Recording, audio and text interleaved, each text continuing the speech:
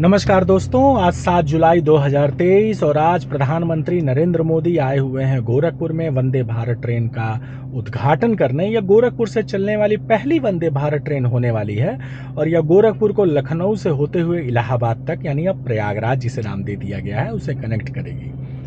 Vande Bharat train को लेकर के बहुत तरह की बातें सोशल मीडिया के माध्यम से और आम जनमानस में कही जाती हैं। एक बड़ा वर्ग ऐसा है जो इस वंदे भारत ट्रेन की बड़ाई करने में लगा रहता है, प्रशंसा करने में लगा रहता है, तो दूसरा एक वर्ग ऐसा है जो इस ट्रेन की बुराई करने में लगा रहता है, इसकी आलोचना करने में लगा रहता है। तो मेरे विचार से वंदे भारत ट्रेन क्या है, कैसी है और इसका चलना कितना उचित है, कितना अनुचित है, इसको लेकर के मैं अपनी एक छोटा सा विचार प्रकट करूंगा।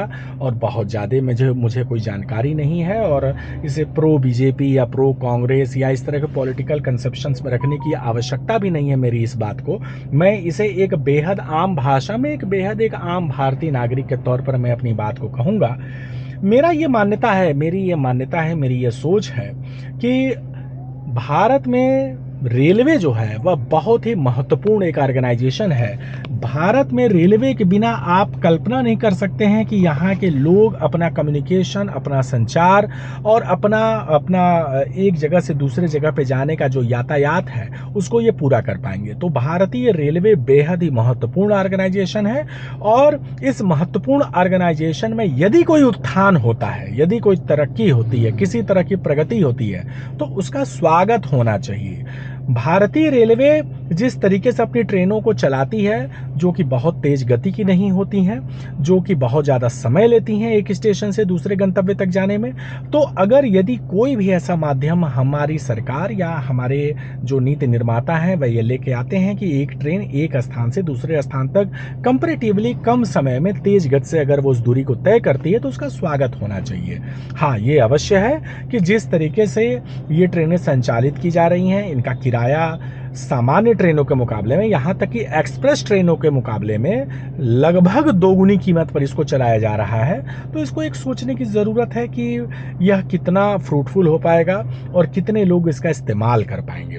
ये भी आपको देखना पड़ेगा, समझना पड़ेगा कि अब भारत में एक ऐसा वर्ग भी तैयार होकर के आ रहा है जो ज़्यादा पैसे देने को तैयार है, बशर्ते कि आप उसे उचित सुविधाएं दीजिए।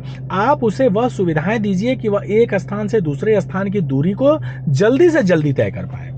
ऐसे में अगर मैं ये देखता हूँ कि मैं 6 बजे गोरखपुर में बैठूंगा और 10 बजे लखनऊ में उतर जाऊंगा, तो कभी मैं ये नहीं कहता कि हमेशा, लेकिन बहुत से ऐसे मौके हो सकते हैं कि जब मुझे यह महसूस हो कि हाँ, मैं एक ऐसी ट्रेन में टिकट ले सकता हूँ जो मुझे सुबह 6 बजे, अगर जिसमें मैं बैठूंगा तो 10 बजे मैं लखनऊ पहुँच जाऊंगा 4 घंटे में। 2 घंटे में मैं अयोध्या और 2 घंटे में अयोध्या से गोरखपुर।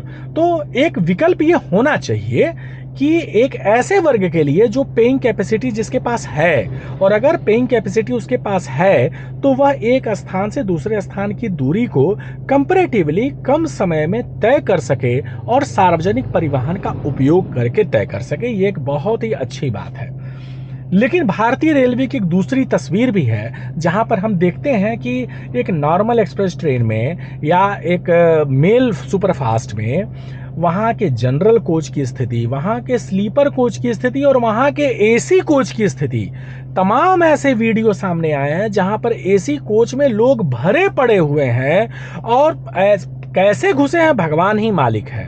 तो भारतीय रेलवे प्रबंधन को इस दिशा में भी काम करने की ज़रूरत है कि जो जिस तरह का भुगतान कर रहा है, अगर कोई व्यक्ति एक्सप्रेस ट्रेन में या मेल ट्रेन में पैसे का भुगतान करके अगर प्रवेश कर रहा है, उसके डिब्बे के अंदर चढ़ रहा है, तो उसको आपको मूलभूत सुविधा तो देनी पड़ेगी ना।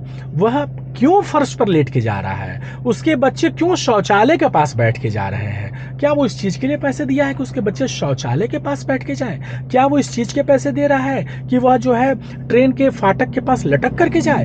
यह दुर्भाग्यपूर्ण स्थिति है। वंदे भारत ट्रेन का चलना एक अच्छा कदम है, लेकिन जो हमारी अन्य ट्रेनें चल रही हैं उसमें भी किसी भी यात्री को जो पैसे दे रहा है उसे भेड़ बकरियों की तरह से चलने देने की इजाजत नहीं होनी चाहिए। उसको डिग्निफाइड, ये एक मतलब मौलिक अधिकार का उल्लंघन है। मैं अगर भारतीय रेलवे जो पैसा मुझे चार्ज कर रही है, मैं वो पैसे दे रहा हूं, तो मुझे यह हक बनता है कि मैं एक सम्मानजनक तरीके से उस यात्रा को संपन्न करूं, न कि शौचालय के पास बैठ करके। तो भारतीय रेलवे प्रबंधन को इस दिशा में प्रयास करने की जरूरत है। वंदे भारत ट्रेन के उद्घाटन का पूरा पूरा स्वागत है। मैं खुद भी आगामी दिनों में उस सुविधा का मैं लाभ उठाऊंगा। लेकिन मेरी अपेक्षा अवश्य है कि किसी भी व्यक्ति को शौचालय के पास बैठ करके या किसी भी व्यक्ति को ट्रेन के फ्लोर पर बैठ करके अपने बच्चों के साथ, अपनी बीवी के साथ गरिमापूर्ण तरीके से भाई अधिकार मिलना चाहिए। इस तरीके से काम नहीं चलना चाहिए। इस दिशा में भी भारतीय रेल प्रबंधन को प्रयास करना चाहिए। तो मेरा ये विचार है और वंदे भारत ट्रेन का स्वागत है।